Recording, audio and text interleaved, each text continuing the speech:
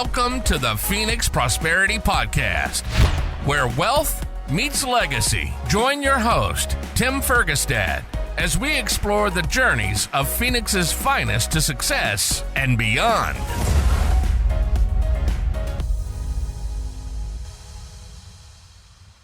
All right. Hello, this is Tim Fergestad. Thank you for joining us. I'm very pleased to have Gordon Parkman with me here today. After spending over 40 years in the corporate world, Gordon Parkman decided to focus his attention on his passion, helping small to mid-sized business owners understand and implement the key elements every successful business needs to have in place to grow their business. This started in 2009 when he founded Achieve Results Consulting, ARC. Welcome to the show, Gordon. Thank you. I'm a pleasure to be here. All right. So why don't you give us a snapshot of your business right now? What you do, All right, what your company does. Primarily, the target market are early stage businesses. These are individuals from starting up to maybe been in business for about a year and a half. That's one group. And the other group are individuals who have had a business and maybe been in for maybe 4 or 5 years. The business is stuck, or they've gotten to the point where they realize they're a little bit over their head. So those are my two primary targets. My process is a relatively simple one, and it applies to both of them. It's really making sure they're fluent in the business elements of running a business. Financial control is absolutely positively number one. Marketing, sales, operations, all of these functions, they're really fluent, and they know how do they interact with one another, and making sure that all the pieces fit together. The other part we take a look at, and I guess the most important is always take a look at where do they see their business 3 years from now? Where do they want to be in 3 years? December 2027. Sure. What does success look like for you there? And oftentimes they need help in defining what that looks like. But then the most important thing is if that's where you want to be in 2027, where do you want to be in December 2025? And what we're doing, and we have done already, the clients I've currently been working with, we do the fourth quarter. We spend putting together a detailed written growth plan for the business for that particular year. That really includes all the key goals and all the functions that I just mentioned, the action items to make these things happen, who's going to do what, when it's going to be done. We take a look, and as I said, it's a detailed written plan. And once that's done, we said, okay, now what is our key focus for the first quarter? Once we get that down is, okay, of that, what do we do? What are the things we have to make sure we get done in January? And so in essence, it's a small step as we're going along, because if we're really keeping it in that kind of pieces, then we can make whatever adjustments may be necessary for whatever reason. Maybe we thought this was going to go in one direction and it happens to be going another. We can make the directions. So that's pretty much my approach. Typically, meeting with my clients for an hour a week. I work on a flat labor rate. It's one of these, I send them an invoice every month. They send me a check or transfer money to my account. Everybody's happy. I've been doing this since 2009. So I've been doing this for a number of years. And I really can say that my clients that I've worked with in the past have really been very successful and have grown. And in some cases, orders of magnitude, 3, 4, 5 times what they were doing. And it's really all about, and again, my agreements are all handshake agreements. That's worked for me for all these years. I'm a bit choosy about who I work with from a standpoint of you have to consider this a real business. You have to be committed and passionate about growing that business. And basically, beyond that, I don't care what they do. A business is a business is a business. I've worked with countless different businesses over the years. The only thing I won't do is work with competitors at the same time. So, Sure. Actually, there was a few years back, I was working with 3 marketing firms all at the same time, but all 3 were complementary to one another. And basically, I ended up connecting them all together. So there they were successfully growing their businesses collectively because they were moving stuff that they didn't want to do to the other part. And, that worked out very, very well. So as I said, obviously I don't want to work with two people who are going to compete against one another. But that's not fair to anyone. So I've worked with professionals, primarily attorneys. I've not worked with any doctors or dentists. I've worked with about a half a dozen different attorneys over my years in the business. Multitude of different, from bankruptcy attorneys, estate planning attorneys, business attorneys. It doesn't really matter.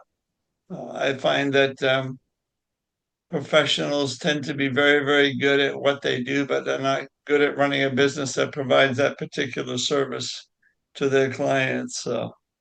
Right. So how do they present when they come to you? They say, "Hey, Gordon, I have a problem." What do they typically look like at that stage? I basically have what I do is I'm sitting down and I'm talking to people, and if I'm meeting someone at a network event, I'll just get a feel for, hey, would you be interested in sitting down, just talking, have a discovery meeting, talk about each other. So some of the things that I'll talk, obviously, one of the first questions is, what does success look like for you in December 2027? Just get a feel for where their head is. If they decide that they want to work with me, I have a set of questionnaires. And one of the first things we really talk about is the now situation. What's the most critical issues facing them now? What are they doing about it? What's their plan to move on? And more than likely, we'll start with that, but that's a symptom of something else. Like I've just started working with a client, and um, they're looking for more leads. Well, one of the things that's okay, but one of the things is they don't really have they do not have a marketing strategy. They don't have a marketing plan. It's like you want leads, but from whom? Who are these people you're looking for? What do they look like? Are these male, females? What's the age group? You know, um, Whatever. And so, as I said, we'll typically start with that kind of a thing, but as we're doing that, we'll definitely be putting a plan together because again, using the marketing piece, that's only going to be a piece of the overall thing. The other part is I always talk to him about how do you manage cash flow? The answers to that is scary. I mean, it's like, what's cash flow? Oh, okay. No, I don't need to make up. I don't need to make answers up. I've got a collection of these are real answers. It's like money coming in, money going out. How do you control your expenses? When was the last time you looked at your P&L? What's that? So the other thing I have Sure. found is that, and my clients have realized that I know an awful lot more about the finances of running a business than they do. So Mhm. I would say right now, every client I'm working with, I'm also function as their fractional chief financial officer. I have their connection to their bookkeeper. I have access to their QuickBooks. I mean, I go through them and I'm looking at them on a regular basis. I think early on, before we went on the air, I did mention that one of my clients I've been working with our seventh year of working together, and her business has actually grown orders of magnitude. But in her case, I also function as her fractional chief operating officer. So You wear that's a lot kind of of a little hats. bit about me and what I do. Yeah, wear a lot of hats, but they're all related to the fact that when I'm working with a client, I look at it, this is my business. I will, and I never tell my clients to do anything. I ask them questions. I use my little invisible persuasion to get them going to where they need to go. But in their Nice. own mind, they're the ones that got there. I'm not the one that told them to get there. Because if they Yeah. can't internalize it themselves, it's Gordon's idea for their business. Well, it's got to be their idea for their business because that's the only way it's going to work. And they're not going to learn anything if I just tell them what to do. Right. They Right. You have help they them have to figure they have to figure be it able to out, but rationalize. They have to rationalize for themselves. Hey, this is why I have to do this. So right. Right. And so yeah, that's a really good point. Most of us are guilty of this where uh everybody knows how to be rich and have six-pack abs, right? But unless they come to the conclusion on their own that that the way to do it is at peace with their own identity, right? And and if it's their idea, right, that's part of the motivating factor to make sure it happens. I think a great example, I was having a conversation yesterday with one of my clients, and this gentleman and I just really started working together. And one of the things that I find him saying almost in every meeting, which really, I guess, makes me feel very, very good. He says, well, we talked about this over the last couple of meetings. And he said, I really gave some thought to the questions you asked me, and this is what I come up with. And I'm sitting there, I'm saying, oh, this is a success. He gets it. I'm asking him questions and he's doing the research, Right. figure out how it works for him. And he's putting things together. He put something together yesterday, and from our conversation, and he said, well, what do you think of this? I said, I think you've done a tremendous job. I said, I'm going to send you a little bit of a write-up I put together. And I said, you're going to find that write-up you'll be able to take what you've already done and kind of piece it in there, maybe with some modifications. But at the same time, I said, that's what it's all about. He said, yeah. He said, the Right. questions you asked me, who's my target market? What do I want them to know? How do I find them? I said, that. Yep. And That's he's the come up hard with work. and he come up with the answer. And I see the idea is he's the one who come up, he's the one who has to come up with these things. I Right. can help him come up with these things. I can give him connections to various people that I know that would be good connections for him. But all that is just as a connection. He's got to capitalize on that connection to turn that into something for himself. So Is that a challenge that a lot of you have with people, clients, when they want you to just tell them what to do, and you have to ask them your questions and get them in the right mindset in order to be successful? the answer is no, because going into it first, before we even start working, I kind of lay out the ground rules. Okay. So this is how is this going to be? And one of the people said, oh, well, you basically manipulate us. I said, let me tell you a story. I said, no, no, no. I read a book, I bought a book at a book sale a number of years ago.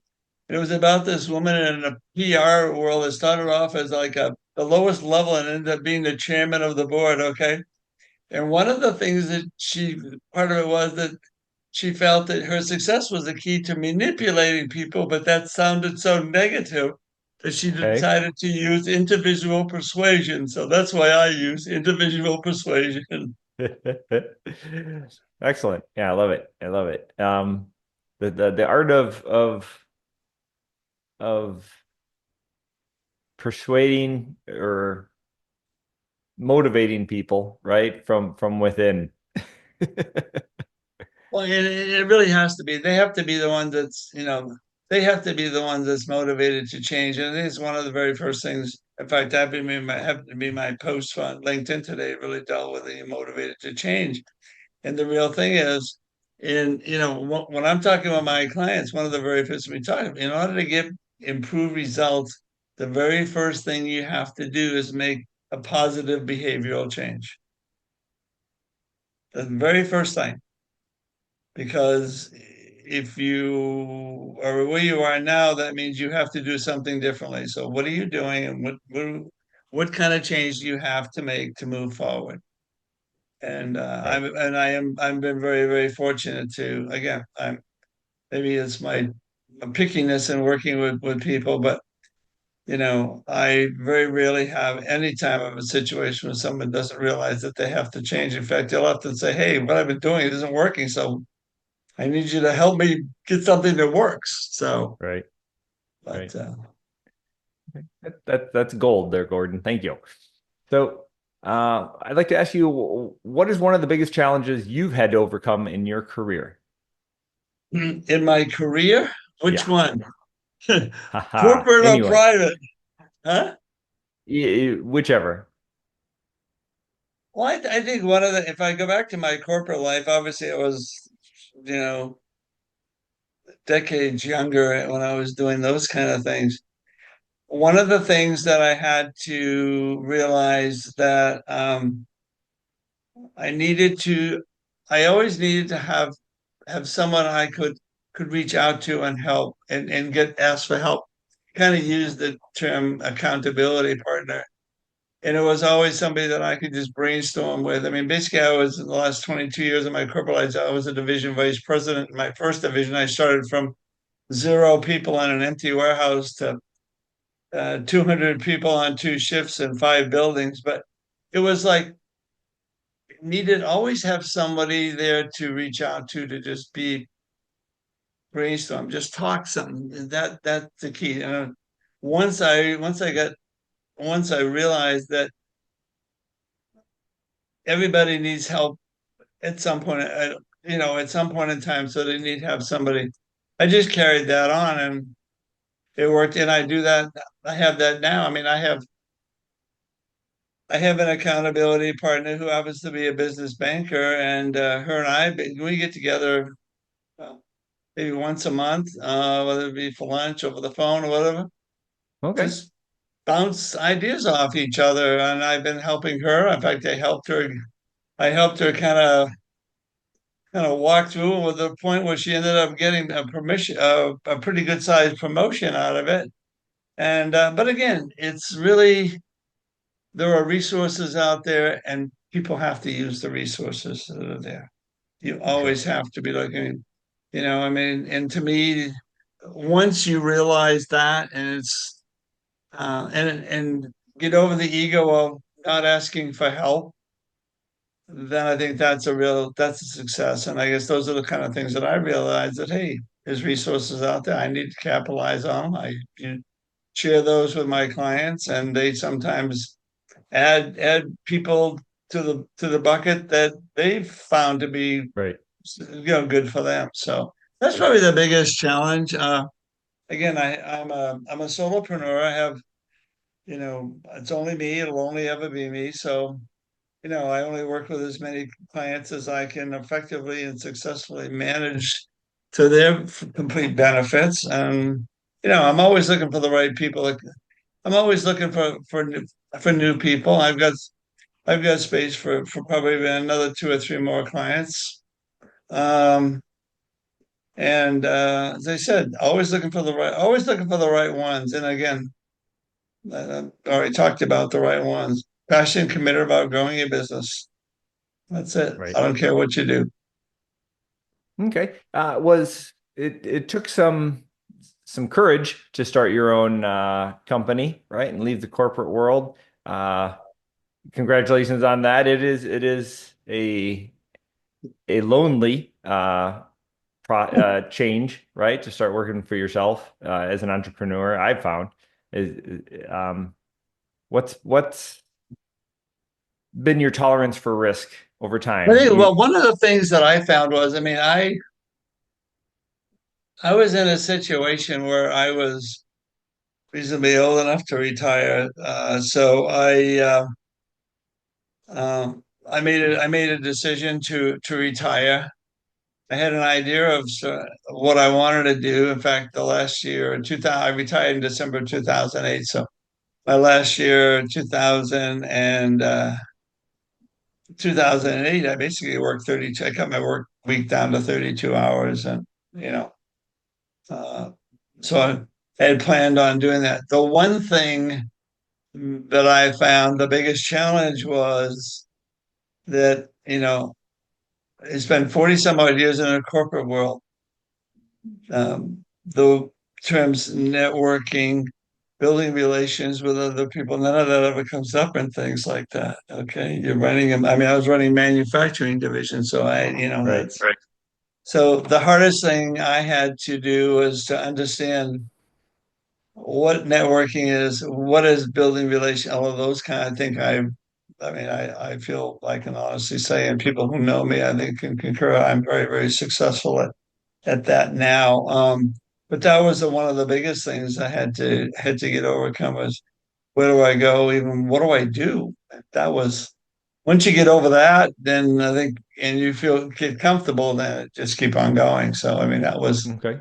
that was the I guess the risk was the I wasn't looking at it as a risk. I mean, I had made a decision. I didn't. I the fellow I worked for retired.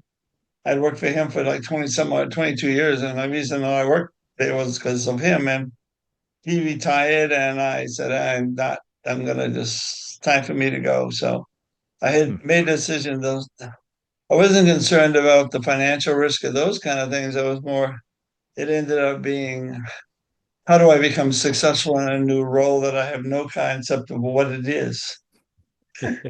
Well, no, and that's what it was. And That's an that's kind of why adventure. I spent, from January, I officially started my company on April 9th. So I spent the first 3 months trying to figure out what I wanted to do now that I'm here and how am I going to make it happen. Right. So, that was the kind of the challenges that I was facing there. Okay. Okay. Um, I was sort of asking Risk about tolerances in general because I like to talk investing sometimes. Can you share maybe what's been like your best and worst investments over your career? You mean financial investment? It can be anything. It can be investment in starting up your company. It can be financial investment. It can be investment in people, skills. Oh, I guess my if I can look at, well, I guess from my standpoint, um, if I looked in the corporate world, one of the, again, I made considered an investment. I made a change to change companies uh, in the late 1986, and that was when I, ended up starting out. My first assignment was starting a division. To me, that was an investment in taking a time and making a commitment. In my uh, consulting business, the worst investment I made was working with a particular individual who had this absolutely incredible idea, but was not committed to doing anything with it. Uh, And so, I have homework for every one of my meetings. She never did the homework, and it was like she was coming up with all kinds of excuses, and she was one of the very few people I really ever fired. And I told her she was wasting her money and my time. So I that was my worst investment. I should have cut ties sooner than I did with her because it was quite a while ago. So it was kind of more early in sure. my consulting career. So it's like I've learned a lot. I know when to cut the cord if that happens. Right. I guess the greatest investment was my working with my commercial real estate client. Her and I have been working together for over 7 years. We've grown her business orders of magnitude. She relies on me to, she's kind of the, well, no, she is the visionary of the company. I'm kind of the person who kind of controls that a little bit from helping her putting it into reality. But again, she relies on me to really, again, manage her business from the chief operating and the chief financial standpoint. Right. And again, it's, from a standpoint of uh, her and I, work more than an hour a week together. And it'll be times, you know, she's having a meeting with somebody. We're looking to bring on a new person to in a key role in the company. So she's interviewing the person for the second time this afternoon. She said, "I'll probably call you about 3:30 and talk about it, and then we'll decide if you want to talk to her. If if she's a go, then I want you to talk to her." So again, Right. you know, that's the kind of relationships I have. It's not just a pure, okay, we're meeting on Wednesday at 10 o'clock. It's like I get phone calls, I get texts. That's okay. I mean, it's Sure. because they put they're putting their confidence in me to, be there to bounce things off from them. So, Right. Not just and a I, and I, not just and a I don't, coach in and those cases, but a I'm, partner. I'm not a, I'm not an attorney. I don't bill by the minute. It's like most of those kind of things I don't ever get paid for, but that's okay. I mean, I Right. figure if working with them as long as I have, I more than make up for it on the long run. So I don't worry Right. about And I always make myself available. So don't hesitate to text me. I said, don't call me. Text me to make sure I'm available, and I'll text you back and say, well, let's get together at 2 o'clock or something. So, I don't want somebody calling me, well, you and I are in this conversation. Right. So. Right. Okay. Well, it's a lot of value you provide there, Gordon. It's good stuff. If people want to connect with you or learn more, what should they do? The best thing would be, if they want to connect with me, would be to probably send me an email. That would certainly be the best. It's gparkman at achieveresultsconsulting.com. Calling me will probably end up going to voicemail, because if your name doesn't pop up on my phone, I don't answer it. So Right. texting me is okay, as long as you tell me who you are. I get texts from people that I don't even know who you are. Did you get the right number? I've always make a point of, in fact, I just sent a text to individual I met virtually in the Carolinas last week. And I always tell him, this is Gordon Parkman. We met on here, just so at least he knows who it is. And it's not saying, who the devil is this guy sending me a text? So, but that's the best way to do it. Email would be the absolute best. Okay. Again, text, the phone, that would be fine if they want to do that, as long as they tell me who they are and how they found out about it. And that phone number is 602-509-1886. Again, or they could leave a voicemail. But as I said, if you're not in my database, it'll go to voicemail, because I won't answer it. Sure. Okay, great. All right. Well, thank you. Thank you, everybody, for listening and watching. Thank you, Gordon Parkman, for joining me today. We appreciate you sharing your story and your insights into success and business, setting up businesses, coaching them, and fractional CFO, and all the support required for our success. Thank you. Well, thank you very much for the opportunity to be on your podcast. Inspired by our guests? Visit phoenixprosperitypodcast.com/guest and join us on the show and share your success story with Tim. The spotlight awaits.